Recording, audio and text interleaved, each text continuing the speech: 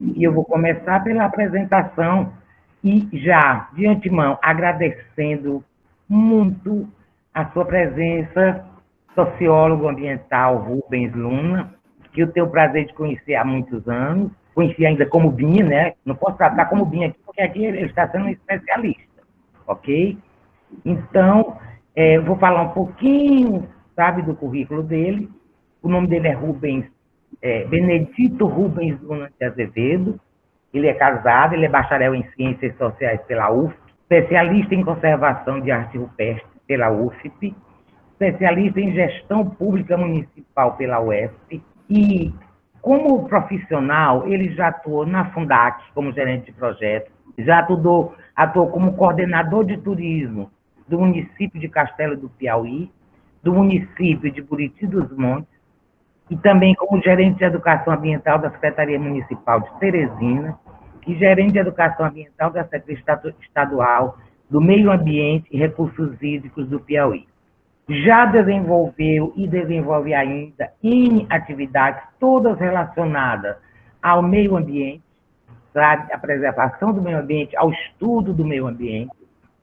Ele já foi presidente da Fundação Velho Monge, coordenador dos estudos para a criação do Parque Municipal Pedra do Castelo, em Castelo do Piauí, coordenador dos estudos para a criação do Parque Estadual Quênia do Rio Puti, realizador de diversos eventos na área de turismo, patrimônio e meio ambiente, também ministra palestras, já publicou 2 cartilhas, que uma é Cuidando do Nosso Lixo e a outra é Água é Vida.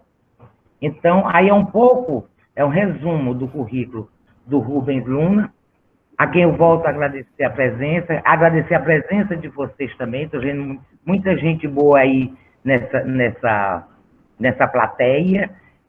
Dizer para vocês que ele vai dizer como será, sabe, a comunicação, se a gente vai falar na hora que ele estiver falando, se pode questionar, se a gente anota, nós vamos ficar à disposição do Binha para isso. Enquanto o Binha vai começando a falar, eu vou providenciar de passar o slide dele. Então, Binha, muito obrigada mais uma vez, Rubens Luna, e a palavra é sua. Boa tarde a todos. É um prazer muito grande estar aqui reunido com pessoas de vários lugares, pessoas que estão interessadas num tema tão importante quanto este, não é?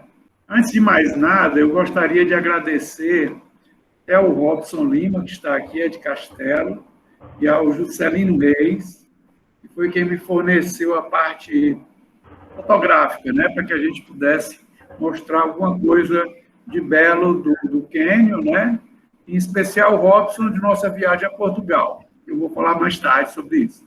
Então, gente, a minha palestra ela vai permear inicialmente um pouco da caracterização do que é esse fenômeno geológico, a sua importância ambiental, depois a gente fala um pouco sobre a sua positividade e depois as dificuldades, o que entrava a gestão de um patrimônio como esse.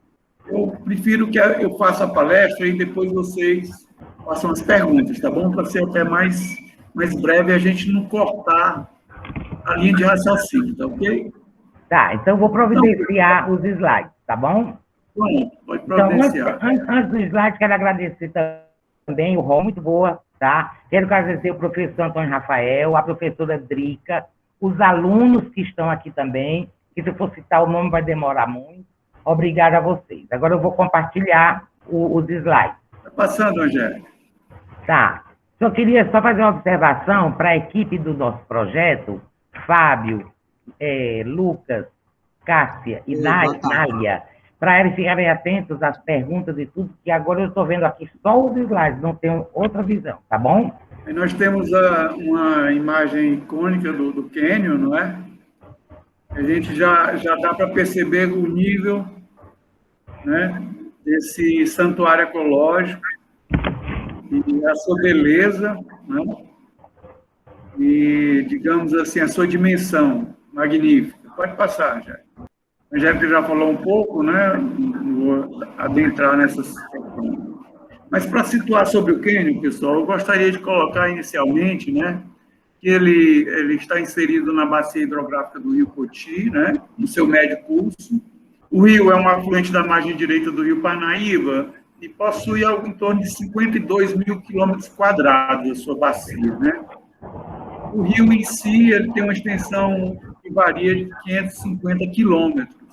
Eu coloco sempre com aproximação, porque se nós formos estudar digamos assim, os textos, né, desde os antigos até os novos, há uma variação muito grande em números. Então, eu sempre coloco com aproximação, tá certo?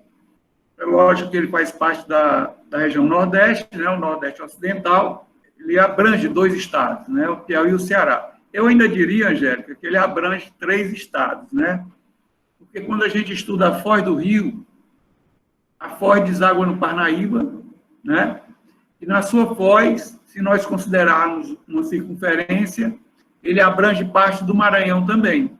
Mas isso é uma outra questão. Só colocando porque eu gosto muito da ideia de nós pensarmos a foz de uma forma, né, circular, principalmente aqui na questão do Rio Poti, devido à sua necessidade de preservação, que tem que entrar o Maranhão nessa questão. De qualquer maneira, para vocês perceberem a abrangência desse fenômeno, ele abrange 6 municípios, né? Em Crateús e Poranga, no Ceará, Castelo do Piauí, Buriti dos Montes, Novo Santo Antônio, né? E Juazeiro do Piauí, no lado do Piauí. Então, vocês vejam, né, a dimensão e a magnitude de uma área como essa. São aproximadamente 180 quilômetros de extensão, né? De Crateús, né? Que é onde ele se inicia, até a foz do Rio Cais, que seria o marco, digamos assim, simbólico, né, da conclusão desse fenômeno chamado Cânion do Rio Poti, né? Geologicamente, o cânion é uma fenda, né, que surgiu há milhões de anos, né? Essa grande cuesta, que é a cuesta da Ibiapaba, né? Ibiapaba, na língua indígena, quer dizer serra talhada, né? Ou seja, serra escarpada. Então, o que ocorre? Os abalos tectônicos, né, que aconteceram há milhões de anos, fizeram com que 2 placas se chocassem. A placa vinda da bacia do Parnaíba, uma bacia sedimentar, com a placa do Ceará, que é uma placa do cristalino, que é mais resistente, né? Então, quando essas 2 placas imensas se juntam, elas se encontram, uma delas, que é mais digamos, maleável, ela sobe, né? Nesse formato que vocês estão vendo aqui, basicamente, né? Então, do lado do Piauí, a subida dessa grande cuesta, ela é suave, a gente quase não percebe, mas do lado do Ceará, ela é muito escarpada, né? Por causa desse movimento que eu estou colocando para vocês, né? Quando houve esse movimento, logicamente, né, deve ter havido um rompimento, né? Então, o único rompimento que houve nessa grande cuesta, nessa elevação, foi exatamente a fenda formada, e que hoje o rio, né, aproveitou para fazer essa sinuosa, digamos assim, essa sinuosa caminhada até o Parnaíba, né? Então, basicamente, a gente pode considerar isso, né? Ela é muito enorme, né, essa cuesta. Ela tem algo em torno de 500 quilômetros de extensão, ela é muito grande, né? Mas ela é muito estreita, ela tem algo em torno de 40 quilômetros em média, então é um muro, né? É um fenômeno geológico que, naturalmente, ele é a divisa entre o Piauí e o Ceará, né? Ele forma essa divisa natural, né? Tanto quando a gente passa para Fortaleza, por Tianguá, a gente está passando por essa grande cuesta, que é a cuesta da Ibiapaba, não é? Certo? Ao norte, ao sul, ela se encontra com a Chapada do Araripe, e ao norte ela chega até a beira do mar. É uma coisa linda. Quem anda pelo litoral lá do Piauí e do Ceará, se você estiver indo para o Ceará e olhar para o lado direito, você vai ver a ponta dessa grande serra, dessa grande cuesta, né? E a ponta desse grande muro, que se estende até ao sul, né? E depois eu vou falar um pouquinho dessa importância para, digamos assim, as movimentações dos povos pré-históricos, né? Os povos primeiros que viveram aqui. Então, a gente está vendo aqui, né, a bacia do Rio Poti, né, ela é a margem direita, né, da bacia do Parnaíba, certo? Ela está, assim, inserida mais ou menos no centro-norte do estado do Piauí, né? Aqui são as bacias do rio Parnaíba, né, as bacias hidrográficas, e a gente vê aqui o curso do rio Poti, né? Gente, falando um pouco mais aqui sobre essa questão das bacias, eu estou conversando com muitos estudantes, né? Tem a professora Angélica aqui, e eu me chateio muito, porque esse conceito de bacia hidrográfica ele deveria ser o conceito que nortearia todas as políticas, né, outras, e que muitas vezes nem acontece. Você, às vezes, conclui um curso de turismo, mas não tem em mente a noção e a importância, né, desse conceito de bacia hidrográfica, né? É importante frisar que em 2018, salvo engano, nós conseguimos, depois de uma luta de 20 anos, criar o Comitê de Bacia Hidrográfica do Rio Parnaíba, né? E que a minha fundação, que eu faço parte, né, a Fundação Velho Monge, teve uma participação muito importante nesse processo, tá certo? O Comitê de Bacia Hidrográfica, gente, ele é regulado por lei, né? Nem todas as bacias do Brasil têm, são poucas, que têm seus comitês funcionando, e nós conseguimos esse êxito, né, de criar o Comitê de Bacia Hidrográfica do Rio Parnaíba.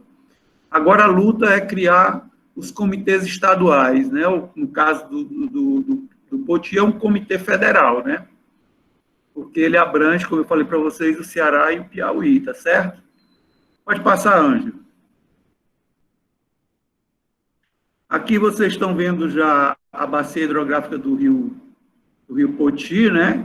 Como eu falei, algo em torno de 52 mil quilômetros quadrados, e a parte do Alto Poti é que hoje é do Ceará, né? Houve aquela mudança, né? No final do século XX, salvo engano, houve essa mudança, não, no final do século XIX, né? Houve essa mudança, e essa parte aqui da bacia hidrográfica do Rio Poti, que era Piauí, foi transferida para o Ceará, e nós recebemos em troca os 66 quilômetros que já era nosso, lá do litoral, né? Então, aqui, não sei se dá para vocês perceberem, aqui essa parte mais alta do relevo é a Serra da Ibiapaba, tá? E o rio, ele nasce aqui, numa nascente chamada Olho d'Água da Gameleira, fazenda Jatobá, município de Quiterianópolis, tá? Ele passa por Quiterianópolis, passa pertinho de Novo Oriente, passa por Crateús e entra para o Piauí, tá bom?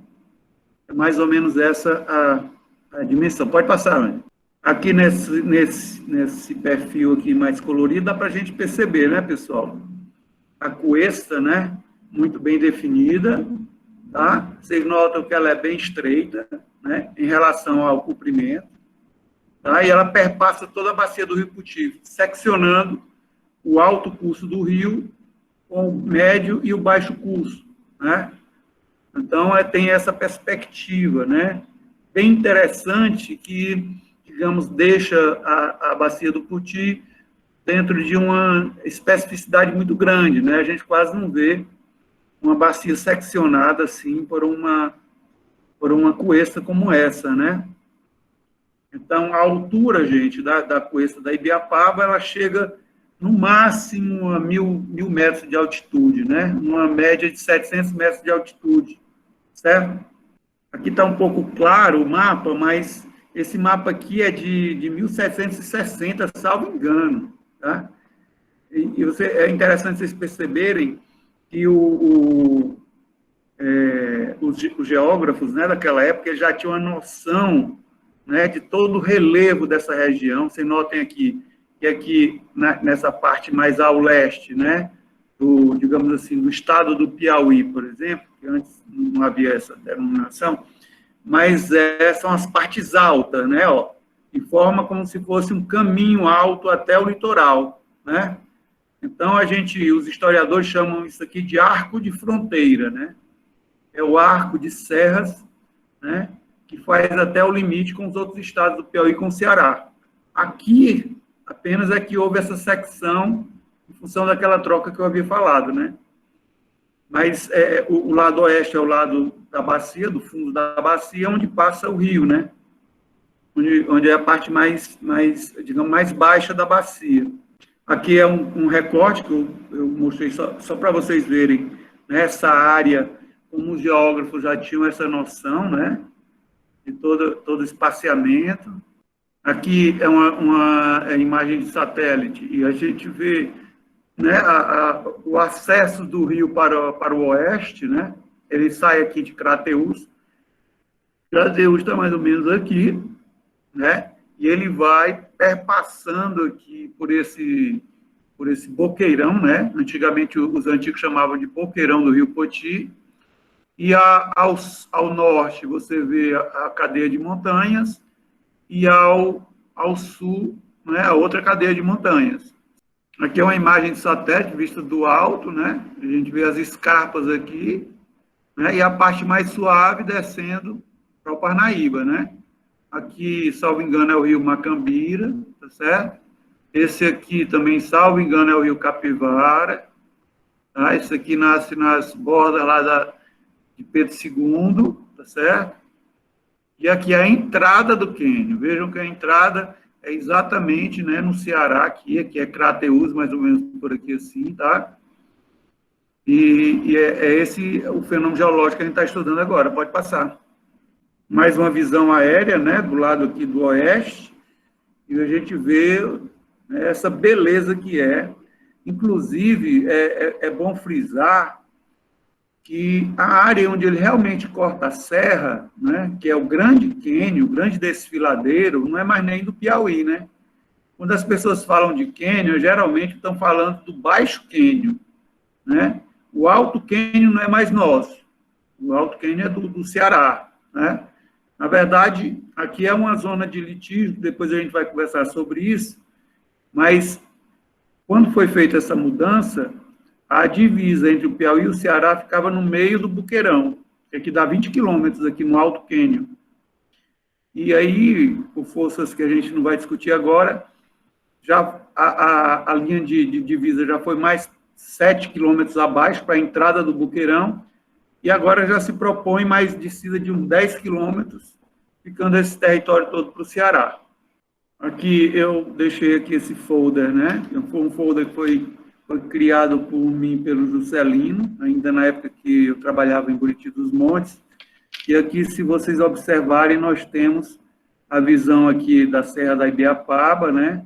E aqui todo o percurso que o rio, né, ele faz, né, sai daqui, vai ao norte, aqui ele tem um encontro de serras, encontra a fenda e desce para o Piauí, desaguando em Teresina.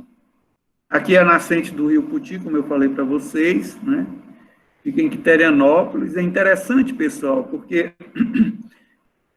eu não escolhi à toa essa bacia para estudar, né, graças a Deus eu fico muito contente, porque muitas vezes a bacia de um rio, ou a nascente de um rio, ela não tem nada assim de interessante, né?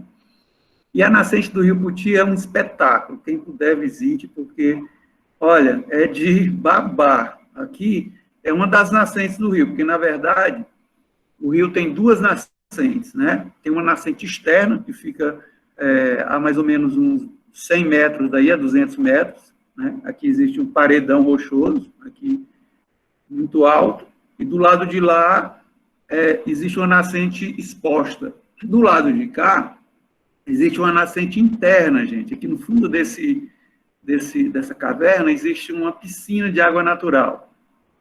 Coisa mais linda do mundo.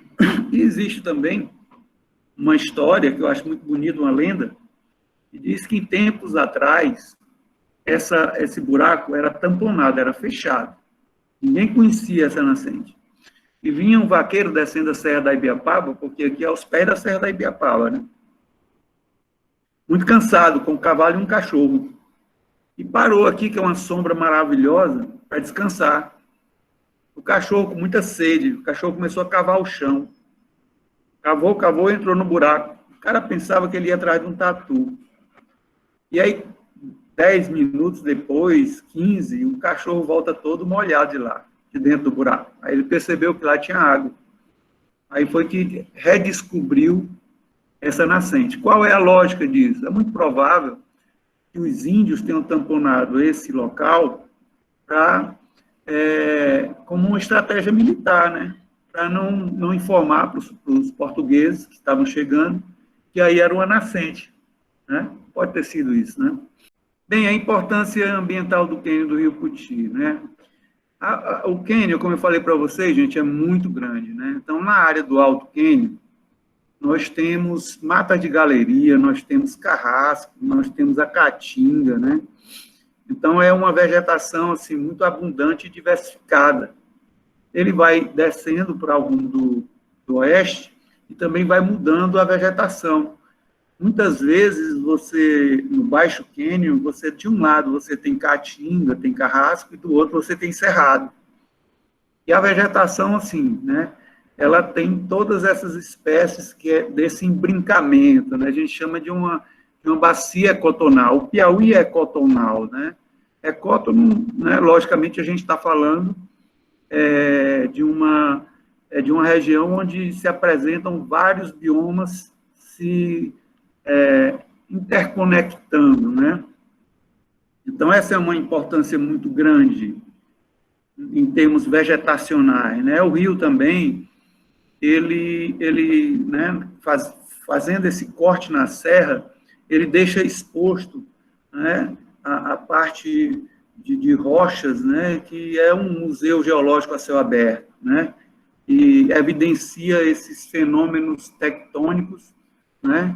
E, inclusive, há um projeto aqui de um geólogo do Piauí, né, da CPRM, nosso amigo Sidney Barros, ele é professor da UESP, a criação de um geoparque, né? O geoparque é uma unidade de conservação que ele não está no SNUC, né, no Sistema de Unidade de Conservação Nacional. Ele é uma unidade de conservação internacional da Unesco, né? Gostaria muito que esse geoparque fosse criado, né? Importância hídrica, né? A gente deve sempre fortalecer isso, porque nesse corte que ele faz no relevo, ele vai guardando água, né, em reservatórios de superfície que não secam nunca, né? Então, aquilo é um santuário ecológico. Para lá migram todos os animais para saciar sua sede, né? Então, é um espetáculo. Isso é maravilhoso, né? Mesmo no período mais seco, a gente teve agora uns 8 anos de seca, vocês devem estar sabendo disso, e aconteceu que esses poços, eles baixaram muito pouco, porque eles estão associados ao lençol freático, né? Então, é um espetáculo aquilo ali, é belíssimo. Importante, né? Hidricamente falando, tá certo? Voltando à questão das suas importâncias ambientais, ele é um grande complexo paleontológico. Muita gente sabe que o Rio Puti, o cânion do Rio Puti, é um complexo arqueológico, né? Já se sabe muito disso pelas gravuras que se conhece lá. Mas ele, há pouco tempo, tem sido estudado pela sua importância paleontológica, né? Existem nos seus lajedos em volta do cânion marcas de animais que viveram há milhões de anos atrás, né? Segundo a Sara Memória, que está fazendo, né, um mestrado e está iniciando doutorado, salvo engano, e o professor Juan Carlos Cisneiros, né, que é um grande paleontólogo da Universidade Federal do Piauí, ele diz que é um dos sítios paleontológicos mais importantes do Brasil. Dificilmente você encontra, né, uma região que tenha tantos sítios arqueológicos, sítios paleontológicos como lá, no cânion do Rio Poti, tá certo? Isso é maravilhoso, porque aumenta a sua importância ambiental, né, patrimonial, né? E além desses icnofósseis, né, icnofósseis, pessoal, são os rastros que esses animais deixaram nesses lajeiros, né? Eles, logicamente, à época, eram úmidos, né, macios, e ao secarem, deixaram seus rastros lá, esses animais, né? Então, são os icnofósseis. Inclusive, além dos icnofósseis, nós temos também, no Baixo Quênia, a ocorrência de troncos fossilizados, tá bom? Além de ser um sítio, um centro, um complexo paleontológico, nós temos também um complexo de cavernas, né? Tanto terrestres, né? Cavernas abertas, ao ar livre, como aquáticas, né? E esse mapeamento não está nem sendo pensado ainda, né? Isso ainda existe, ainda muito a ser descoberto. A gente tem notícia de grandes cavernas, eu conheci algumas, mas ainda precisa ser feito um levantamento, um inventário bem detalhado. A região é muito grande, então, para vocês terem uma ideia, no Alto Quênia, né, que a gente chama de Coqueirão, são 20 quilômetros de paredões que chegam a 300, 400 metros de altura. Então, é muita coisa para ser vista, para ser conhecida, e que a gente tem pouco conhecimento ainda, né, nessa questão do estudo das cavernas. Além disso, gente, né, o Quênia é um sítio de gravuras rupestres enorme, é um grande complexo. A gente encontra gravuras rupestres desde o Alto Quênia até o Baixo Quênia. Então, nós temos 180 quilômetros de ocorrência de sítios de gravuras, cada uma mais bela do que as outras. Entende? Então, esses sítios de gravuras, né, logicamente, elas estão associadas a um período de algo em torno de 6 a 3 mil anos, né? Ainda tem muito que se estudar em relação ao período que foi elaborado essas gravuras, mas são milhares, eu digo que passam de 50 mil gravuras, é um negócio assim espetacular. E as pessoas que militam na área, estudiosos, são assim, ficam boquiabertos com a riqueza que tem naquela região em termos de gravuras rupestres. Devemos considerar também que nas serras próximas ao Quênia, nós encontramos também belíssimos sítios de pinturas, né? Mas gravuras, eu acho que é a parte mais importante do Quênia em termo arqueológico, tá certo? Outra coisa que a gente vê, né, no Quênia de importante, né, é que ele está também na sua posição, ele favoreceu a construção da estrada de ferro entre Teresina e Fortaleza. Imaginem a construção naquela época, na década de 50, 60, né? Construção de uma estrada de ferro que tivesse que subir e descer essa grande serra para chegar a Fortaleza. Então, o que aconteceu foi que eles aproveitaram o cânion do Rio Poti, né? Fizeram a estrada de ferro na beira do rio, e isso aí favoreceu o desenvolvimento da região. Infelizmente, a partir da década de 70, essa estrada de ferro passa a deteriorar, a definhar, né? Como a gente sabe, o Brasil optou por um desenvolvimento baseado nas rodovias, né? Isso aí foi triste, gente, sabe? É brutal. A gente deve lembrar também que, né, antes mesmo disso, falando um pouco do período de contato, da colonização do homem europeu aqui no Brasil, né? Portugueses e paulistas utilizaram o cânion nas suas primeiras andanças por essa região, né? E uma figura icônica desse período, Domingos Jorge Velho, foi um dos primeiros a chegarem aqui, né? Ele edificou uns 30 fazendas na bacia do Poti, desde Crateús até Teresina, né? Então, foram os primeiros a povoarem esse grande vale do Rio Poti, certo? Aqui são os icnofósseis, gente, como eu tinha falado, né? Os rastros dos animais pré-históricos, viveram há milhões de anos. Interessante esse do meio aqui, pessoal, se vocês virem, o pesquisador até colocou aqui um martelo para servir como referência, vocês verem a largura desse animal, né? Ele era enorme, era um verme, algo assim, mas era uma coisa gigantesca. Aqui são as gravuras, né? As gravuras estão situadas nas margens do rio, né? Em rochas, essas rochas são de arenito, né? Mas elas acabaram criando uma capa resistente, né? em função, logicamente, da ação da água, né, dos óleos, mas se você pegar e bater com a pedra, você vê que é toda areia aí dentro, né? Aqui também é um exemplo, né, das gravuras, é um dos painéis mais lindos e representativos do cânion do Rio Poti, né?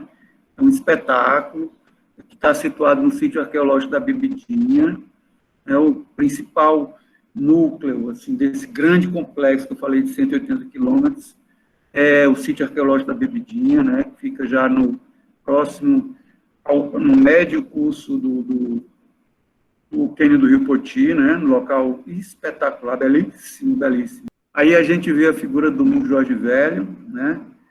É interessante lembrar, gente, que muitas vezes, quando a gente fala sobre história da colonização no Nordeste, por exemplo, e é notório, é claro, o Piauí, gente, foi um dos estados onde mais se dizimou a civilização indígena no período de contato, de colonização, né?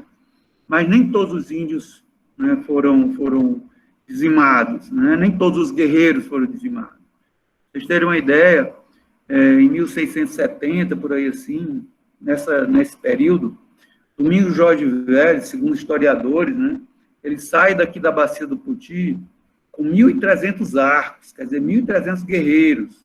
Ele vai ao Rio Grande do Norte, ele destrói uma rebelião lá dos índios janduís, e depois ele vai para Palmares destruir, né, a rebelião do quilômetro dos Palmares, né, com os arcos, com os guerreiros aqui da região do Piauí. Dizia o Domingos Jorge Velho que um guerreiro daqui valia por 7 soldados portugueses, pela capacidade estratégica, pelo conhecimento militar, pela força. Eram poliglotas, cabelos longos, altos. Então, uma visão totalmente diferente daquele do índio que a gente tem, né? A visão corrompida, né? A visão preconceituosa, né? É uma vista maravilhosa do cânion. Aí, gente, o que eu diria nesse sentido? Os habitantes da região chamam de poços, né? Esses poços são esses reservatórios hídricos de superfície que ficam acumulados, né, grandes quantidades de água em todo o período do ano, né? Quando há uma seca, diminui um pouco, meio metro, mais ou menos, mas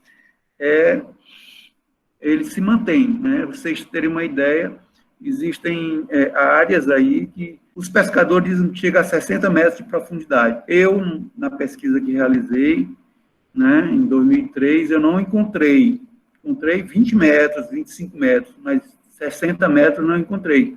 Há de se informar também que o cânion acabou sofrendo com assoreamento, o Alto Poti, né, que é toda a região do Ceará. Essa água vinda das enxurradas, ela traz muito sedimento, por causa do desmatamento muito grande. O uso e ocupação do solo no Ceará é muito forte, né? E, então, existem locais, poços que ficaram totalmente tomados pela areia. Aí, quando vem uma enxurrada, aquela parte daquela areia vai descendo. Mas é lógico que pode ter havido aí, né, um entupimento desses grandes poços durante esses períodos agora, né, de muita ocupação e uso do solo. Sim, voltando à história dos poços, do primeiro no Alto Cânion que a gente encontra até o último, eu acho que tem uns 50 desses grandes poços, desses reservatórios de superfície, né? E cada um com 6, 7, 8 quilômetros, 3 quilômetros de extensão, certo? Então, para vocês terem uma noção do volume que isso representa, né, em termos de reservação hídrica. Aí, no caso, eu estou colocando, né, sobre as ações estruturantes que, de certa forma, eu participei nesse processo todo, né? Estou colocando aqui que uma das coisas importantes que aconteceram foi a criação do parque, da Associação dos Guias de Castelo do Piauí, né, que eu acho que foi um trabalho, e ainda continua sendo um trabalho muito interessante, porque ao longo desses, sei lá, 20 anos, a associação continua funcionando, né, isso é muito importante.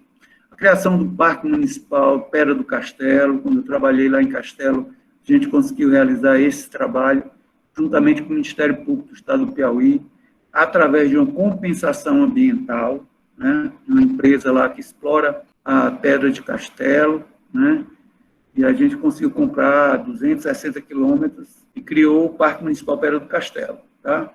Nós fizemos uma geminação, né? Na época eu trabalhava em Castelo. Geminação é um intercâmbio que é feito, né? Que chama-se Cidades Irmãs, entre Marvão e Castelo do Piauí. O que acontece? Marvão é um município de Castelo que deu nome à vila de Marvão. Quando foi criada as 6 primeiras vilas do estado do Piauí, em 1761 ou 2, se não me engano, foi criada, então, a vila de Marvão. Por que Marvão? Porque quando os primeiros portugueses passaram por aqui, eles acharam uma semelhança muito grande entre o castelo de Marvão e a Pera do Castelo daqui. Então, o nome inicial da Pera do Castelo é Pirâmide do Marvão, né? E quando passou a ser vila, passou a ser Vila de Marvão. Vocês terem uma ideia, gente, o tamanho da Vila de Marvão, ela abrangia parte do médio curso e todo o alto curso do Rio Poti. Crateús, Quiterianópolis, Poranga, Independência. Poranga, não posso dizer ao certo se era dessa região, mas Independência, Novo Oriente, Quiterianópolis, né? Crateús, que se chamava Príncipe Imperial, era tudo, a capital era na cidade de Castelo, né? Aqui no Piauí, deixa eu ver, São Miguel do Tapuio, né? Juazeiro, Buriti dos Montes, tudo era a Vila de Marvão. De qualquer maneira, voltando à história, né? Nós estávamos na questão de Marvão, né? Então fizemos esse belo trabalho e foi assim muito rico, né? Porque a gente colocou um pé na Europa, né?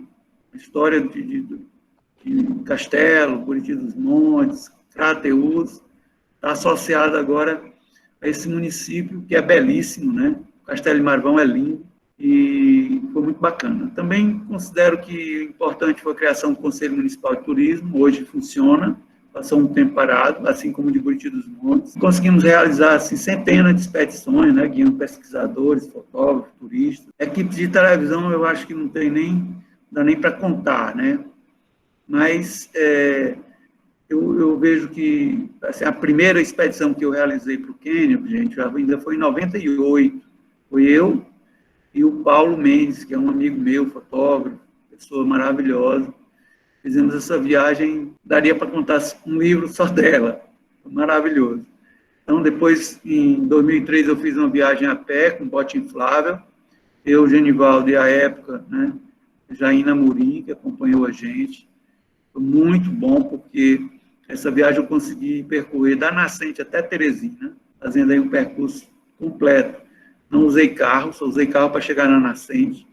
E lá a gente fez a pé, depois fez de caiaque, a parte de água, né, um bote inflável. Então, foi 65 dias de muita aventura, né?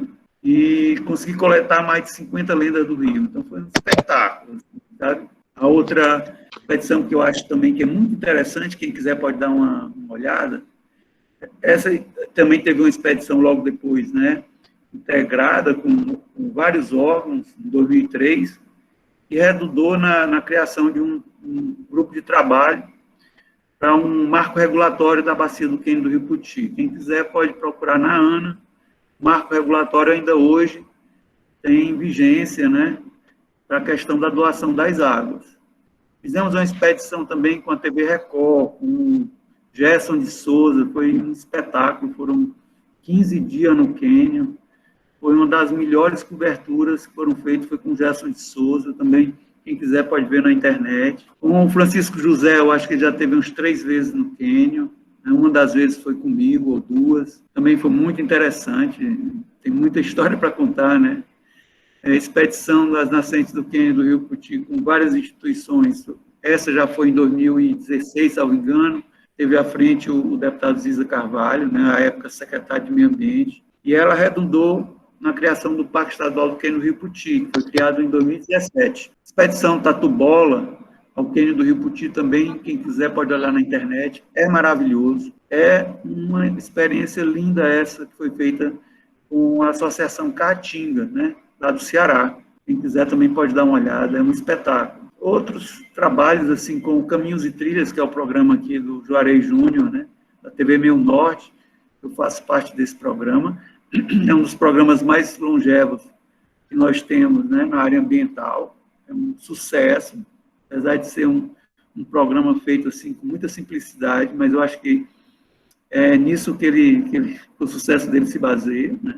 Nós também trabalhamos uma germinação entre Buriti dos Montes e Mação, aí já voltado para a questão das gravuras, né, do potencial arqueológico de Buriti dos Montes, já que Mação, em Portugal, é um dos grandes centros da Europa nos estudos em relação à arqueologia. Na região de Mação mesmo tem gravuras, e as gravuras são parecidas até com as nossas aqui de Buriti dos Montes. Criamos o Conselho Municipal de Turismo de Buriti dos Montes, está sendo, né, reequipado agora. Temos assim um trabalho maravilhoso na área de folheteria, até mostrei um aqui, né? A gente sempre procurou fazer a folheteria bilíngue, né, para que a gente pudesse ter um espectro maior.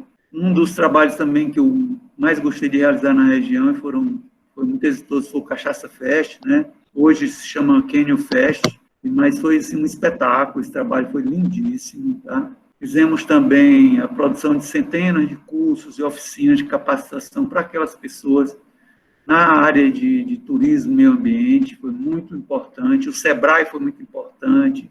O Senar também deu muito apoio para nós nesse trabalho de capacitação, né? Mutirões da limpeza, eu não sei nem quantos foram feitos. Milhares de palestras. Gente, eu adoro dar palestra. Então, lá nesses 30 anos de trabalho, foram muitas, né? Participação em dezenas de feiras e eventos. Eu quero citar aqui um caso muito bacana, que quando eu trabalhava em Castelo, nós, depois de um longo percurso de trabalho, a gente participou de uma Feira dos Municípios, que aconteceu ali do lado do Teresina Shopping, aqui em Teresina. E a nossa cidadezinha pequenininha ganhou o melhor stand toda a feira, né? Então, foi assim um espetáculo esse trabalho conjunto, sabe? Uma equipe de uns 20 pessoas trabalhando, e saiu muito bacana. A premiação era uma viagem para a primeira-dama para a Argentina. Eu consegui reverter essa passagem para Portugal, e a partir daí a gente viabilizou a germinação, que eu já falei anteriormente. E também realizamos agora, de 2016 para cá, se não me engano, a gente tem um grupo no WhatsApp, que são os Amigos do Puti. Esse grupo ainda hoje funciona, tem ambientalistas, lideranças de toda a bacia do Puti. É muito importante para a gente estar divulgando as coisas que acontecem, né? Então, eu até coloquei o nome dele aqui. Nesse trabalho, gente, de acompanhamento, a gente deu muito suporte para a pesquisa lá no Quênia.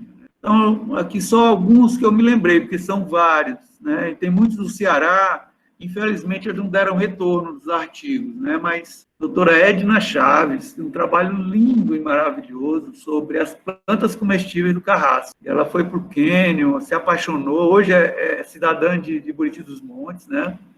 Uma coisa maravilhosa. Inclusive, além da pesquisa, ela escreveu um livro sobre as emoções que ela viveu nessa pesquisa no Quênia, né? Então, é muito bacana. Nós temos também a professora Conceição Lage, hoje doutor Wellington Lage, né, que acabou se tornando um arqueólogo também. E o doutorado dele foi em função das gravuras do Peste do Quênia do Rio Puti, um trabalho muito bonito, né, que a gente há muitos anos vem cortejando, né, vem trabalhando, tricotando, como se diz. Inclusive, a professora Conceição Lage, o professor Wellington Lage, hoje são cidadãos buritienses, né? Assim como eu, com muito orgulho, né, recebi lá o título de cidadão do município. O André Lohan, que eu havia falado agora, uma pessoa espetacular também, um rapaz jovem, mas um trabalho muito bonito, né? Então, ele fez já os 4 artigos, eu não sei se ele defendeu tese, mas é muito bacana o trabalho dele, tá certo? O Genivaldo Camelo, um meu grande amigo, participou comigo naquela expedição que eu fiz a todo ao percurso do Rio. Genivaldo, ele tem um estudo maravilhoso sobre os ritos fúnebres da bacia do Puti e também do Quênia, né? Pra vocês terem uma ideia, gente, no Quênia existe assim umas 10 almas milagrosas, sabe? Muito interessante isso, né? São romarias que são feitas, né? para determinados pontos. Às vezes é uma pessoa que morreu afogada, né? Às vezes é uma pessoa que já tinha um histórico assim, mais santificado, e aí ele faz um levantamento desses cemitérios e desses sítios, né, fúnebres. É muito interessante esse texto do Genivaldo, né? Fora outros, porque ele é muito prolixo, ele trabalha muito. Também há um estudo interessante, né? Foi a criação do Parque Estadual do Quênia do Rio Puti. Foram realizados os estudos para a criação do parque. Quem quiser, pessoal, esse estudo, eu acho que ele é uma base muito importante para quem está querendo conhecer mais o Quênia. Eu tenho esse material no meu e-mail. Quem quiser pode passar, depois eu passo o meu e-mail, quem quiser eu transfiro esse material. Ele é público hoje. Basicamente isso, mas tem mais coisa, tem muita pesquisa, sabe? É muito bacana esse trabalho. Aí, gente, em cima do trabalho, desse meu trabalho, dessa minha pesquisa, né, que já tem, sei lá, 25 anos, sei lá quanto, criei uma perspectiva, né, de preservação para o Quênia, porque, logicamente, todos nós sabemos, para um atrativo ele se tornar sustentável, a gente tem que começar pela preservação, né? Infelizmente, o imediatismo político faz com que a primeira coisa que o político pense para colocar seu nome, para, sei lá, vocês sabem disso, é estrada, né? A última coisa que deveria ser pensada era a estrada. Já estão pensando até em fazer a estrada asfaltada para o Quênia, sem que antes se desenvolva um plano de preservação para o Quênia. Então, dentro dos meus estudos, eu propus um mosaico de unidade de conservação para o Quênia. Vocês estão vendo aí, né? Não sei, é muito pequenininho, mas eu acho que dá para vocês abrirem. Aqui é Crateús, é o Alto Quênia, né? Aqui o Médio e aqui o Baixo Quênia, tá vendo? Por isso que eu considero assim que são 180 quilômetros de extensão. Começando em Crateús, terminando aqui já na foz do rio Cais, em Castelo do Piauí, do outro lado, Novo Santo Antônio. Aqui desse lado é Poranga, aqui Crateús, né? Então, gente, a minha sugestão aqui no lado do Ceará tem um parque, e depois os parques venham se alternando, e onde há as populações ribeirinhas, que elas fiquem fora dessas unidades de conservação, né? Para que não haja custos e nem o deslocamento dessas comunidades seria, assim, fatal para elas, né? Pelo contrário, nós temos que manter essas populações tradicionais ali, naquele local. São eles os principais, digamos assim, protetores do Quênia, né? Então, a proposta do mosaico é em função de que não há como você fazer uma unidade de conservação para uma área tão grande. Foi até tentado na época do professor Deocleciano Guedes, quando ele era presidente do IBAMA, superintendente do IBAMA, Piauí. Mas a professora Conceição Laje também acompanhou esses estudos, mas a gente viu que era inviável. Então, a ideia seria a ideia do mosaico. Seriam parques, né, que fossem criados, e aqui nesse pontilhado, não sei se vocês estão vendo, a sugestão é a criação de uma APA, né, uma área de preservação ambiental. O que isso quer dizer? Uma área de proteção ambiental, né? O que isso quer dizer? Que uma APA é uma unidade de conservação que você não precisa retirar as populações, nem tanto proibir o uso econômico. Mas, nessa área de 30 quilômetros de um lado e do outro, a atividade econômica ela é regulada para impedir os impactos ambientais. Então, seria a ideia de uma APA do Quênia. E é interessante porque, um pouco acima aqui do Quênia, existe a APA da Ibiapaba, né? À época, as pessoas só interessaram a preservação dessa região mais alta da costa da Ibiapaba, né?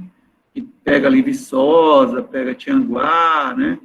E esqueceram, logicamente, o desconhecimento é brutal, né? O quanto era importante essa APA abranger a região do Quênia. Então, de duas uma, ou você amplia a APA que já existe, ou você cria uma APA nova, né? Porque um santuário desse ele não pode ficar desprotegido à mercê da economia imediatista, né? E vocês sabem o quanto isso é prejudicial. Hoje já existem algumas unidades de conservação dentro dessa proposta, né? Aquela que a gente falou aqui, né? Deixe-me ver. Aqui o Parque Municipal Pera do Castelo, né? Criado, como eu falei para vocês, eu trabalhava lá em Castelo, acho que foi 2008 esse projeto, 2007. Nós temos aqui uma RPPN, já criada, né? E nós temos também a proposta do Ceará, né, de criar um parque estadual aqui. Infelizmente, eu discordo, depois eu discuto isso, porque é uma área de litígio, né, e uma área que entra na região do Piauí. Eu acho que primeiro tem que se discutir a territorialidade para depois se definir como trabalhar. Eu até sugiro que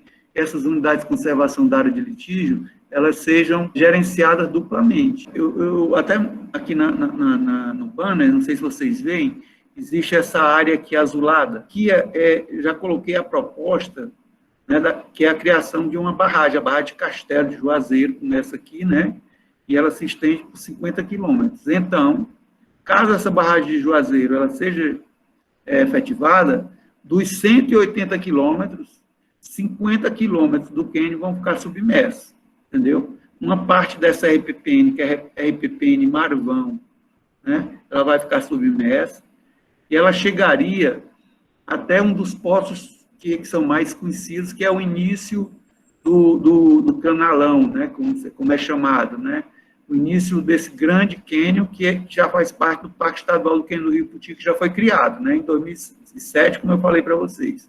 Então, nós temos já uma unidade de conservação municipal, uma unidade de conservação federal, que é a RPPN Marvão, né? E para os que não conhecem, nessa nomenclatura, a RPPN é uma reserva particular do patrimônio natural. É uma unidade de conservação que está dentro do SNUC, que o proprietário da terra não perde o domínio da terra, mas ela, ad eterno, ela vai ficar para proteção, certo? E nós temos aqui, gente, nessa parte mais tracejadazinha, bem aqui assim, nós temos a RPPN Serra das Almas, uma das grandes RPPN do Brasil, certo? Ela é gerenciada pela Associação Caatinga, de Fortaleza. Quem puder pode acessar e agendar uma visita, é maravilhoso. Ela tem tanto uma área no alto da serra como no sertão, tá certo? Ela é um projeto, eu falaria mais aqui, mas eu acho que a gente tem que acabar com a história, né? Mas ela foi financiada pelo Grupo Johnson, né? Só para falar rapidamente, o Johnson inicial, né, na década de 20, salvo engano, ele veio aqui estudar carnaúba, foi 10, 20, sei lá, alguma coisa nesse sentido. E levou, né, o pó da carnaúba para lá e ganhou muito dinheiro com isso. O neto dele, salvo engano, voltou em 1999, por aí assim, percorreu o Piauí, o Ceará, quando chegou lá, deu logo o título de cidadão para o cara acabou investindo, acho que mais de 3 milhões de dólares na compra das terras e na estruturação da RPPN. Então, a RPPN Serra das Almas é um espetáculo, aquilo era uma área de capoeira acabada, hoje nós temos uma reserva de mata lindíssima, sabe, um perfume maravilhoso, quem vai não esquece mais. Eu estou aqui dando essa sugestão para quem gosta de natureza. RPPN Serra das Almas, tá certo? Então, aqui deu para me falar mais ou menos sobre a proposta, né, do mosaico, e, logicamente, eu passaria 2 horas falando sobre esse projeto, mas eu acho que aí já deu para vocês entenderem qual é a metodologia que foi sugerida. Aqui a logomarcazinha da nossa germinação, né, e aqui tem uma gravura, lá, né, que, salvo engano, é uma espécie de um cavalo, e aqui a gravura do cânion, que é tipo um macaco, né? Sim, mas essa é a germinação, desculpe, aqui eu errei embaixo, tá? Aqui é maçã, tá? E esse é o modelo da logomarca, da germinação Buriti dos Montes maçã, tá certo? Então, como eu havia falado, né, a gente, inicialmente, aquela região era chamada de Pirâmide do Marvão, né? Porque os primeiros portugueses achavam muito parecido, né, esse castelo, que é lindo, Castelo de Marvão, um dos atrativos mais bonitos de Portugal, né, ele fica na fronteira com a Espanha, né, na fronteira sul, quase sul, né, sul-norte, e, sudeste, e a 200 quilômetros, mais ou menos, de Lisboa, e ele é um castelo de defesa, né. Inicialmente, ele começou com um muçulmano que veio se resguardar aí das confusões lá, né, entre cristãos e muçulmanos, montou uma ermida aí no alto dessa serra, Serra de São Mamede, a coisa mais linda do mundo, e depois virou um castelo militar, um castelo habitação também, né, e hoje é um espetáculo. O Castelo de Marvão quem puder e for a Portugal, não deixe de ir, não. Conhecer, porque é belíssimo, tá bom? E aí está a nossa... volta só um pouquinho, Ângelo. Aí está a nossa Pedra do Castelo, né? A Pedra do Castelo, gente, ela está aqui nesse contexto porque ela é como se fosse o farol do cânion, né? Ela está mais ou menos a 2 quilômetros da margem esquerda do baixo curso do cânion do Rio Poti, não é? Então, ela é como se fosse um grande farol. Quem vai conhecer o cânion não pode deixar de conhecer o farol do baixo cânion. Quem vai para o alto cânion, existe uma outra pedra, que eu não trouxe aqui nenhuma imagem, a Pedra Lisa, Independência, que é como se fosse também um marco referencial do cânion. A Pedra Lisa também é muito bonita. Então, a Pedra do Castelo, eu passaria também horas falando só desse monumento. É lindo e maravilhoso. Hoje é um parque estadual, né? Pode passar. Desculpa, parque municipal. Aqui é a missão, né? Castelense a Marvão, né? Nós, quando fomos lá, existe uma feira anual, lá no Castelo de Marvão, e fomos muito bem recebidos. O nosso stand foi muito bem aceito, vendemos muito material, artesanato, né? Levamos a mangueira também para lá. Então, fizemos muita caipirinha, o português gosta muito, a Feira da Castanha, né? O português gosta muito de caipirinha, então foi um negócio assim, espetacular. Aqui é o Pantaleão, né? Francisco Pantaleão é português, foi quem nos ajudou nesse processo, né? De germinação. Então foi um espetáculo aqui o doutor Zé Maia, né? A esposa, o Vilmar, que foi depois prefeito, aqui o Júnior Zezé, que foi vereador, não sei se ainda é hoje, e aqui a nossa anfitriã maior, né? Que é uma pessoa maravilhosa lá, né? Nos atendeu assim, de forma espetacular. Ela trabalhava na prefeitura de Marvão, Catarina, o nome dela. Aqui é a nossa equipe de trabalho, né? E foi assim um espetáculo, foi maravilhoso. O pessoal adorou nosso trabalho lá em Marvão. Pode passar. Aqui é em Porto Alegre, a cidade próxima de Marvão. Aqui é na assinatura, né, do termo de intercâmbio, né, de germinação. Eles vieram no Cachaça Fest, né, no nosso evento aqui principal, em Castelo, assinaram também. Então, hoje, esse termo de cooperação de intercâmbio cultural, ele está vigindo, ele só precisa pôr em prática, né. Aqui, como eu falei, aqui, Nossos Caminhos e Trilha, num dos nossos programas maravilhosos, né, descobrimos aqui esse cânion há pouco tempo atrás, né. Na época que eu passei aí, naquela viagem em 2003, eu passei à noite, então eu conhecia muito pouco essa região. É uma região muito inóspita, apesar de estar já bem próximo da cidade de Juazeiro. Então, eu até coloco depois a importância disso para os trabalhos, né, de turismo de aventura. Pode passar. Bem, eu estou colocando aqui, estou falando com turismólogos, pessoal, por favor, às vezes a nomenclatura está errada, mas é a intenção que vale, tá bom? Então, o que acontece aqui? Você tem N possibilidades, né? O turismo científico, por exemplo, você pode trabalhar em várias áreas, né? Arqueológico, paleontológico, botânico, né? Geológico, observação de pássaros, né? Principalmente animais em risco de extinção, como o tatu-bola, como eu falei para vocês, né? E mergulho, né? Como eu falei também, que existem muitas áreas para mergulho, inclusive, falando aqui rapidamente, os pescadores de lá, a gente dizem, né? Eu até coloquei anteriormente, que existem cavernas submersas em regiões do cânion, que eles entram e não conseguem chegar no final. O pulmão não suporta, né? Então eles têm que voltar. São cavernas enormes, né? Que estão dentro desses paredões na parte submersa. Então, imagina o potencial disso, né? Gastronômico, né? A região que Buriti dos Montes tem o melhor queijo que eu conheço na região. Castelo tem a galinha mergulhada, tem a cachaça, né?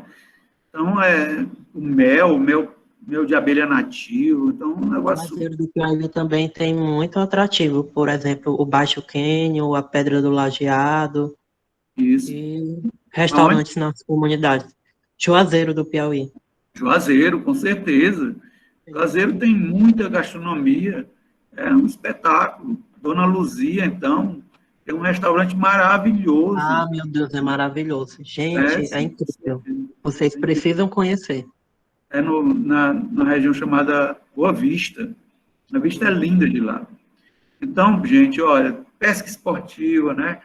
O aéreo eu estou colocando aqui porque meu sonho é ver um balão no cânion, sabe? Ainda vou ver um balão voando no cânion. Mas fora isso, tem outra leve, né, que a gente pode aproveitar, né? Existe também hoje eu quase não vejo mais, mas o pessoal saía de parapente lá da Serra do Baturité e chegava até na região do cânion, cruzando a Serra da Ibiapaba, né? Usando essa elevação, né, dos ventos para chegar até aqui. Então, imagina o quanto isso é importante em termos, né, de turismo aéreo, como eu falo, né? Caminhada, então, não posso nem falar, ciclismo, a visita às cavernas, né, o antropológico, porque nós estamos lidando ali com populações tradicionais, ribeirinhas, nós temos também remanescentes indígenas, bem na entrada do cânion, pessoal, existe uma tribo indígena, tribo dos Mambira, e ela fica na borda superior do cânion, né? A borda sul. Então, você tem a visão completa da entrada do cânion, da chegada das águas, né? De toda a bacia, do alto da bacia, e ela entra toda naquele funil. Então, a visita lá é um espetáculo. Lá eles têm as danças, né? As festividades, então é muito bonito. Existem cavernas lá perto, belíssimas as cavernas. Então, o caiaquismo, estou colocando aqui, né, o caiaque, mostrei ali o caiaque, para caiaque é maravilhoso aquilo ali. É um espetáculo, né? Estou colocando aqui salto ornamental e até vou abrir um parênteses e falar uma história para vocês. Uma vez eu recebi um grupo de São Paulo e fomos para o cânion, todo mundo tomando banho, né, depois dos passeios e tal. Isso, Juazeiro tem muito sítio arqueológico também. E o senhor, já de uns 60 anos, mais ou menos 65 anos, baixinho, gordinho, começou a subir nos paredões, na margem do cânion, né? Eu fiquei olhando para ele, estava assim, a uns 50 metros de distância dele, com a esposa e com o resto do grupo, e ele começou a subir no paredão. Então, lá de cima, eu vi que ele ia saltar, eu comecei a gritar, meu Deus do céu, pelo amor de Deus, esse homem vai morrer. Comecei a gritar para ele não pular. Simplesmente o homem pulou, deu um salto lá e pá, caiu dentro da água. Aí a mulher dele se virou, meu filho, ele é muito acostumado a fazer isso no Mar Vermelho, no Oriente Médio. Eu comecei a rir, digo, graças a Deus que ele não morreu. Mas são histórias maravilhosas do cânion. Então, turismo equestre, a gente já levou um grupo lá de cavalgada, foi um espetáculo. Rapel é um espetáculo, escalada, né? Porque o rapel é descida, escalada é subida. Turismo de aventura nem se fala, né? Eu acho que eu botei caiaquismo 2 vezes. O que mais? Salto ornamental também, contemplação meditacional, né? É maravilhoso aquilo ali para você se emanar com a natureza, um espetáculo. Então, é verdade. Então, pode passar, Ângela. Então, vantagens adicionais do cânion. Gente, o cânion, ele está situado, como vocês viram ali, assim, no meio norte, né, do Nordeste. Ele está num ponto onde ele é aqui distante a Serra da Capivara, Teresina, Lençóis, o Delta, né, Jeri, Fortaleza, ali Viçosa, né? Então tem a Chapada do Araripe, né, tem Juazeiro, né, turismo religioso, então ele está assim, muito bem localizado, né, nesse sentido, tá? E eu não coloquei aqui, né, um dos pontos que eu acho que faltou aqui na palestra, e também está próximo, relativamente próximo, claro, do cânion de São Francisco, né? Inclusive, quero colocar aqui, né, que uma das palestras mais maravilhosas que eu desenvolvo ainda hoje, né, está com mais ou menos 3 ou 4 anos que eu faço isso, Chama-se Dois Quênios e um Só Coração, né? Os dois quênios são, logicamente, Poti e São Francisco, e o coração é o Nordeste. Eu faço, né, com um amigo que foi diretor, foi gerente da EPPM Serra das Almas por alguns anos, o Tiago Roberto, né, engenheiro florestal lá de Sergipe. E ele fala sobre São Francisco, que ele tem uma grande expertise sobre o quênio São Francisco, e eu falo sobre o quênio do Rio Poti. Então, é uma palestra muito interessante. Eu pretendo fazer essa palestra online. Tá? Eu vou avisar a todos vocês. Deixe-me ver o que eu posso falar mais. O potencial internacional, né, como eu digo, é um dos maiores sítios arqueológicos do mundo, um dos maiores complexos. Né? Isso coloca o Quênia numa escala de importância tal qual a Serra da Capivara. Né? Ele é interessante também porque tem uma natureza ainda pouco antropizada, né? Houve um ciclo econômico, no período ciclo do couro, muitas fazendas, né? Mas essas fazendas foram perdendo a sua importância econômica. Então, a criação de gado hoje é muito limitada. Isso até fez com que houvesse uma recuperação florestal, né? Diminuição dos pastos, né? E é bastante interessante, né? Mas existem ainda, na região, fazendas coloniais lindíssimas, espetaculares, tal qual a Fazenda Enjeitado, né, que está dentro do Parque Estadual do Quênio Poti, que é a sede da fazenda. Nós temos a Fazenda Brejinho, que é um espetáculo linda, a gente tem que aproveitar antes que ela caia. Fazenda Espírito Santo, no sítio arqueológico da Bebidinha, que é outra maravilha, e lá mora seu Zé Caboclo, né, um coureiro. Quando você chega lá, não tem luz, então ele trabalha o material em couro na varanda da casa. Então, quando você chega lá, você se remete ao século XVIII, né? Assim, na mesma hora. É um negócio maravilhoso. Seu Zé e a esposa recebem a gente braço aberto, pessoa maravilhosa. Uma característica importante do Quênia, que a gente pode até relativizar, né, com o sul, o sudeste, né, a Serra da Capivara, é que no Quênia nós temos esse manancial hídrico, né, de superfície e aumenta o seu valor patrimonial, né, ambiental. Né? Você terminar uma trilha e não ter um local para tomar banho, vocês sabem como é que é. Né? Então, é belíssimo, é maravilhoso você tomar um banho naquelas águas cristalinas, né, depois de um dia de caminhada. Coloco aqui também água subterrânea, né? Porque o lençol freático ele é maravilhoso, é quase água mineral. Né? Então, praticamente todas as comunidades da região têm poços tubulares, né?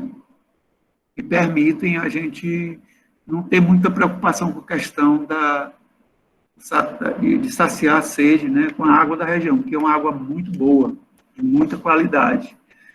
Tá vendo? E outra questão interessante, que ela tanto tem sua positividade quanto negatividade, é a questão dos variados acessos, né?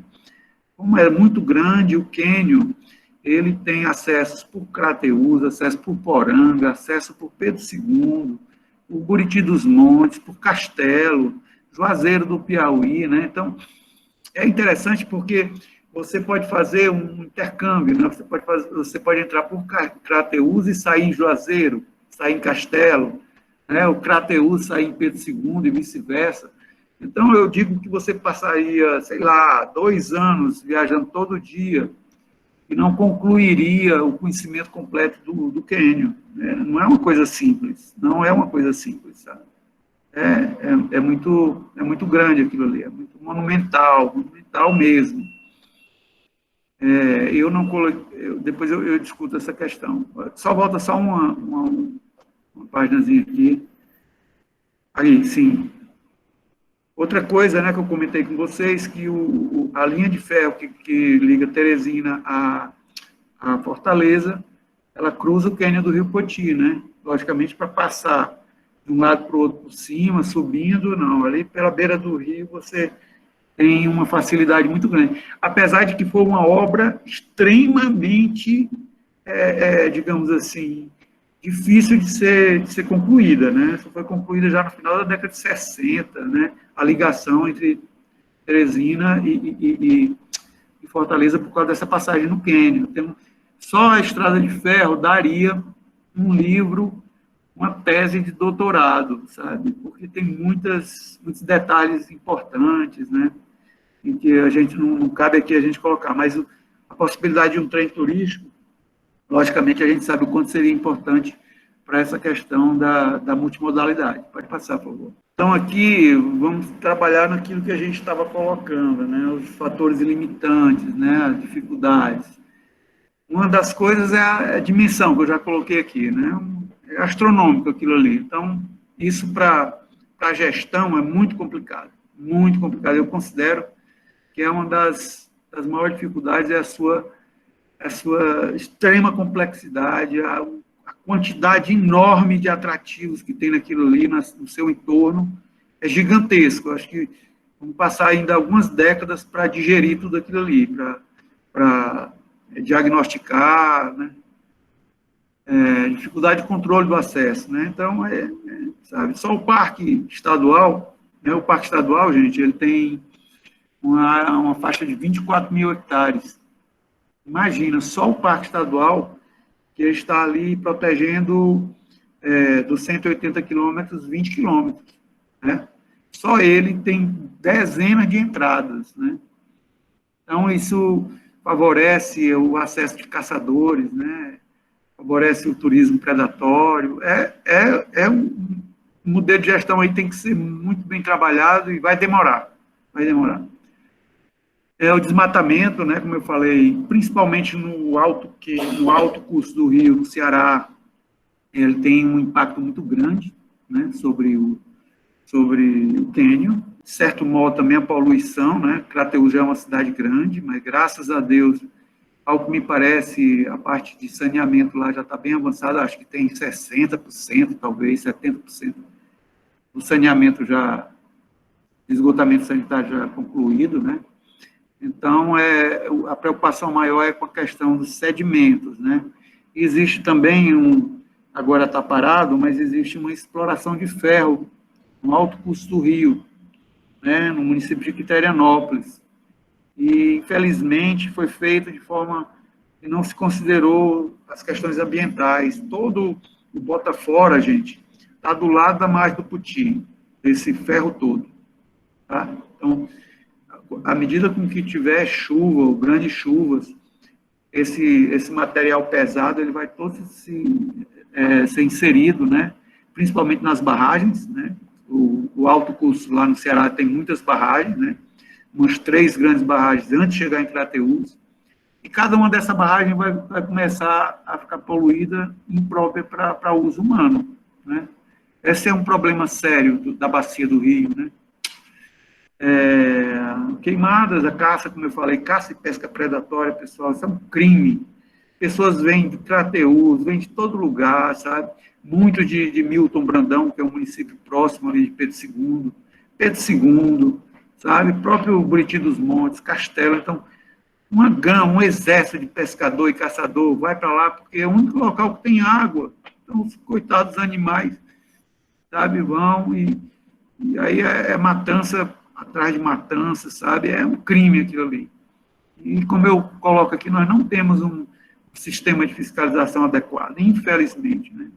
A gente sabe que o poder público, em especial no nosso estado, está 10 anos atrasado, né? Então, quem sofre é exatamente o meio ambiente, né? A esfera pública, né? Nós temos que trabalhar com 3 escalas aí da esfera pública, né? O municipal, o federal e o estadual. Então, tem que haver convergência nessas políticas, né? Eu costumo dizer que a última grande investida na área de estruturação turística, principalmente do interior dos municípios, foi na época do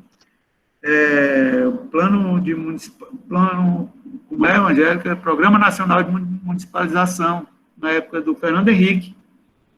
Ainda foi um plano extremamente interessante, que rendeu muitos frutos, criou muitos conselhos municipais, muitos monitores, sabe? Foi um projeto interessante. Acho que o primeiro governo do PNMT, né? O primeiro governo do Lula, houve uma proposta de um plano de regionalização do turismo, que já foi mais capenga ainda, não surtiu tanto efeito, né? E depois a gente não viu mais nenhum plano, então esses planos já tinham deficiência, né? E hoje a gente não tem uma perspectiva assim, em termo federal, e ao mesmo tempo não há um diálogo, né, entre essas três esferas. Então, eu acho que isso é um dos grandes problemas para a estruturação turística do Quênia. Também tem a parte empresarial, né, o terceiro setor, tem quem se envolver nesse processo, né, para poder criar um sistema de uso sustentável, né. Como eu falei, há os barramentos, né, lá no Alto Puti. Hoje existe um projeto chamado Lago de Fronteira. Eu acho que é um dos grandes problemas do Quênia para o futuro. Esse projeto está na entrada do Quênia, ali onde eu mostrei para vocês, lá em Crateús. O projeto está em andamento, está parado, mas está boa parte construído. E ele vai cessear toda a água que vem para o Piauí. O que era pouco, agora não vem praticamente nenhuma.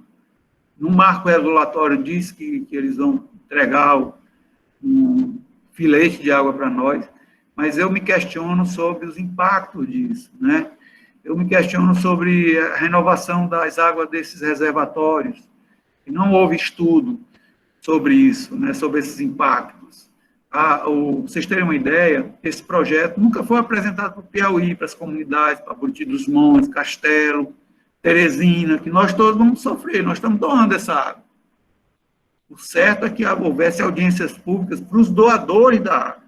Somos nós é que vamos sofrer.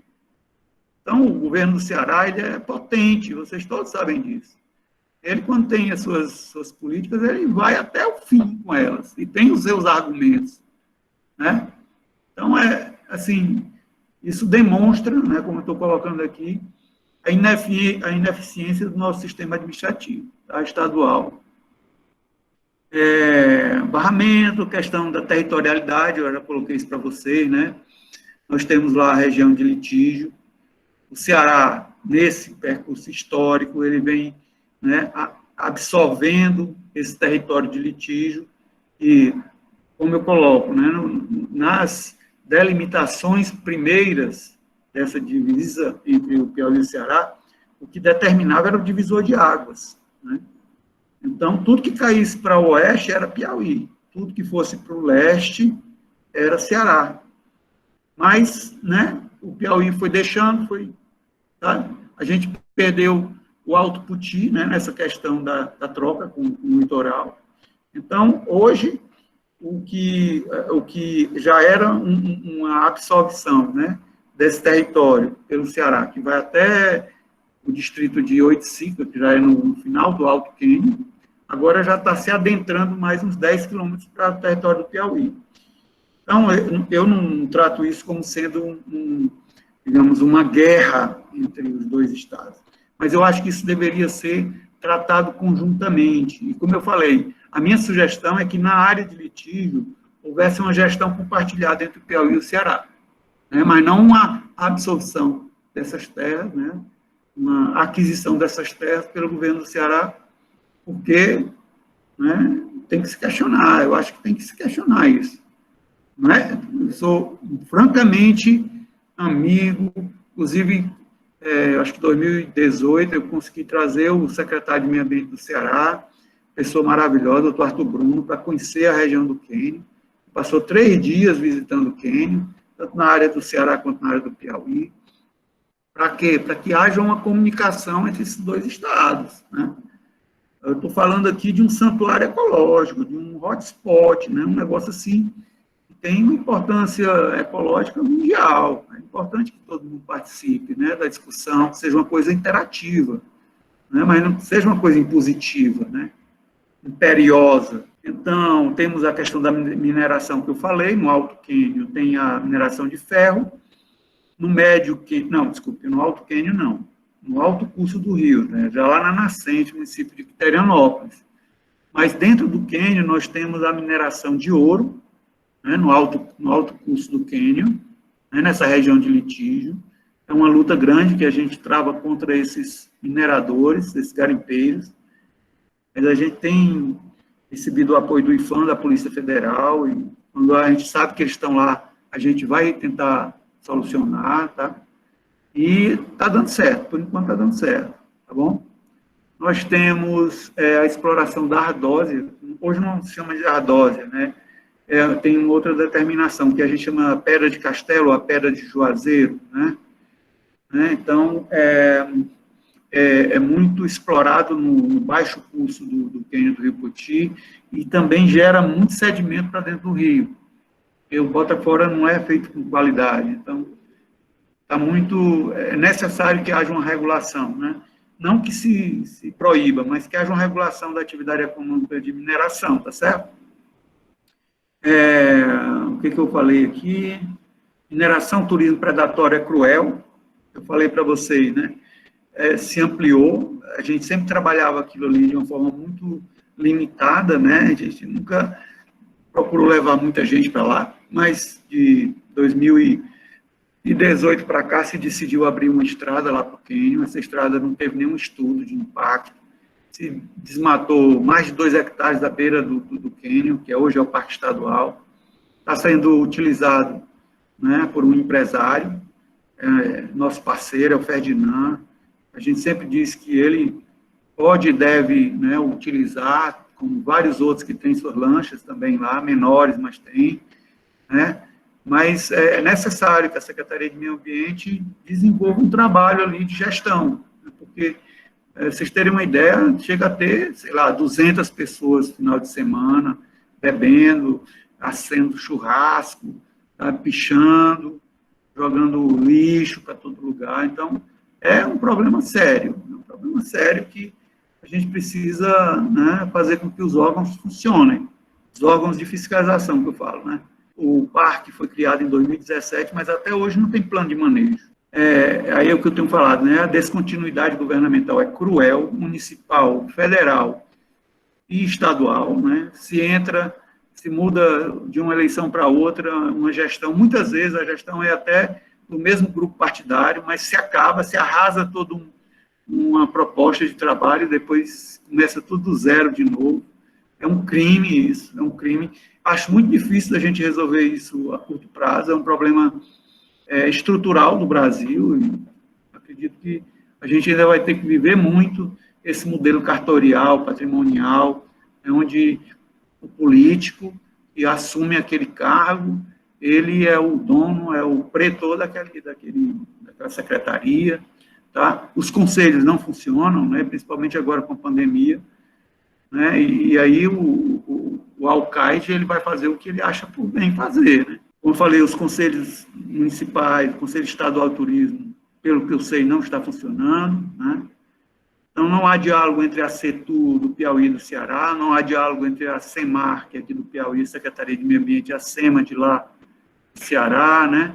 Um outro problema, gente, que eu vejo, assim, vai atrapalhar muito, né, no processo, caso a gente não desenvolva um plano de mitigação, é a questão das mudanças climáticas. As secas vão ser mais severas, então, há uma tendência de eutrofização desses grandes reservatórios de superfície, muito em função, né, dessa digamos, aumento da temperatura, né, desses fenômenos mais gerais, mas também em função do antropismo, né? Então, quando você barra água lá no Ceará, vai diminuir o volume daqui, é lógico, né? Então, todas essas questões, elas vão levar, muito provavelmente, sei lá, 10, 15 anos, 20, um apodrecimento daquelas águas de superfície. Então, acho que é bom a gente pensar sobre isso. E um plano de logística, né, de transporte, porque, como eu falei lá, a gente pode pensar num pequeno campo de pouso lá no cânion, até para o salvamento, né, de acidentes, e também para atender, né, essas pessoas que gostam do turismo aéreo. O rodoviário, né, no plano que a gente desenvolveu, nos estudos do cânion, eu faço uma sugestão de anéis viários, né, que se intercalem, um anel mais próximo do cânion, outro um asfalto mais por fora, fazendo interligação, né, com estradas boas.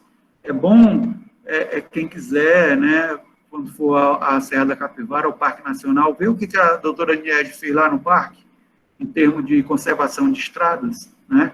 Aquele modelo poderia ser aplicado no cânion do Rio Poti, né? E o ferroviário, que eu já falei, que é a ideia do trem turístico. E fazer, né, bem rapidamente, realizar a pressão, né, pressão do bem nas instituições públicas, ampliar os estudos científicos, né? Isso é importantíssimo, aumentar a carga de conhecimento do quênio, direcionar as academias de turismo, né, as universidades, para capacitar os docentes na área de ecoturismo. Eu vejo que isso ainda é muito falho.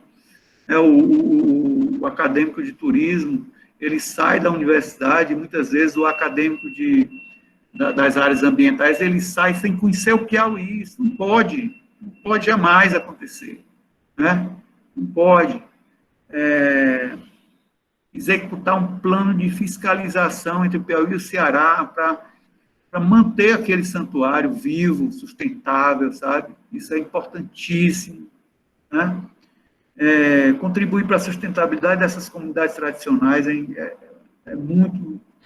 A Associação Caatinga, aquela que eu falei para vocês lá do Ceará, ela desenvolve um trabalho de educação ambiental em algumas comunidades do Quênio, espetacular, mas precisa ser feito um trabalho mais interessante, né? Alguém está perguntando a área do Parque Estadual do Quênio do Rio Puti, está em torno de 24 mil hectares. E o Parque Municipal do Quênio do Rio Puti, lá em Castelo, está em torno de 260 hectares.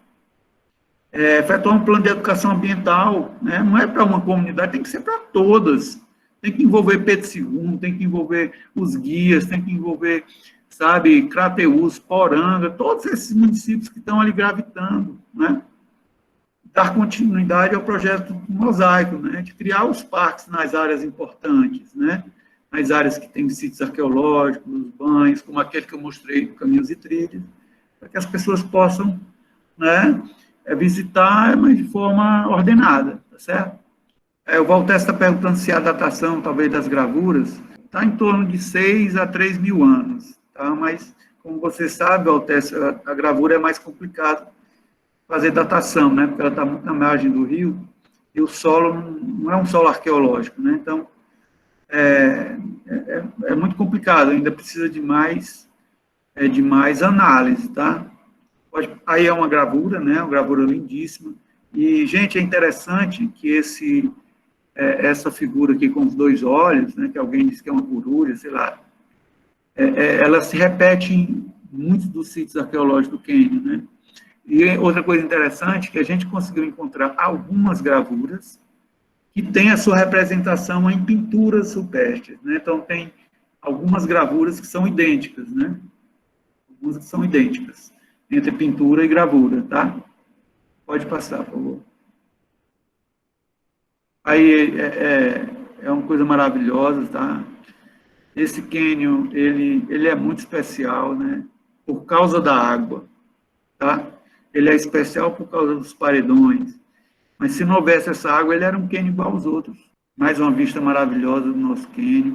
Esse aqui, esse poço, gente, é o poço comprido, tá certo? Ele tem uns 6 quilômetros de extensão, e no meio dele existe uma pedra, chamada Pedra da Igreja. Essa pedra, ela é tida como encantada. Em noite de lua, os pescadores, caçadores lá da região, os moradores, dizem que ela se ilumina por completo, né? Como se reluzisse, fica tudo claro em volta dela, né? Chamada Pedra da Igreja, é lindíssima. Aqui é a Cachoeira da Lembrada, ela é o principal acidente geográfico do Quênio do Rio Puti. Ela faz a divisa entre o Baixo Quênio, né, e o Alto Quênio, e o Médio Quênio, tá? Aqui ainda é a área do Parque Estadual do Quênio do Rio Puti, tá bom? E uma coisa interessante, pessoal, é que da cachoeira, uns 50 metros abaixo, não, uns 150 metros abaixo, existem as arraias, até Teresina, né? Mas as arraias não conseguem subir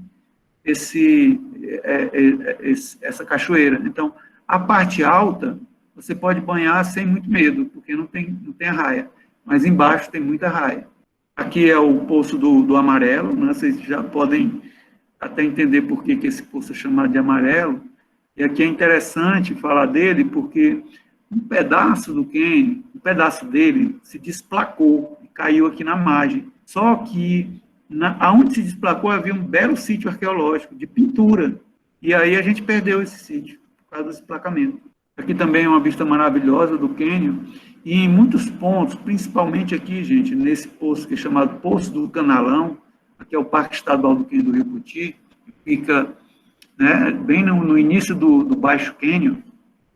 Você nota que ele tem o perfil do mapa do Piauí, né? Como se fosse uma bota, ó. Então, tem essa característica. E, logicamente, que quando você for ao cânion, e outra característica importante do cânion, é que você pode visitar qualquer época do ano, né? No período de seca tem uma beleza especial, né? Que é o período do verão mesmo, e a água está cristalina, né? No período de cheia, você tem as cachoeiras, a água fica mais turva, mas tem a coisa da percolação, né? Das cachoeiras, cai água de todo lugar aqui, então é muito bonito. Só que no período de junho, existe a florada do ipê. Aqui a gente está vendo o ipê roxo. E é um espetáculo que quem vai fica boquiaberto. Então eu agradeço. Eu peço desculpa pelo tempo, mas eu falaria, sei lá quanto tempo sobre o cânion. É a minha paixão. E quem quiser o material sobre os estudos do cânion, tem meu e-mail, é só conversar comigo, viu? E eu agradeço muito a participação de tanta gente ainda assistindo, né? E estou aberto aqui para ouvir as perguntas. Muito obrigado. Então, eu vou parar aqui a apresentação, vou tirar o slide. Quero agradecer ao Rubens Luna, a fala que teve com a gente. Quero demonstrar um pouco da minha preocupação em relação ao tempo. Não tenho certeza que com a criação da nova sala, eu nem olhei o tempo que eu fiz isso, entendeu? Até que momento a gente vai estar disponível aqui para conversar. Gostei muito que o Luna já foi olhando as observações das pessoas e já foi tentando responder isso. Então, primeiramente, agradecer ao Rubens Luna, agradecer a todos os participantes, pedir desculpas, depois daquele incidente, teve momentos de gente pedindo para entrar, como eu não tinha a confirmação, a fotografia era meio dúbia, teve gente que eu não concordei em entrar. Então, se for pessoas que vocês conheçam, justifiquem e peçam essa desculpa também, tá?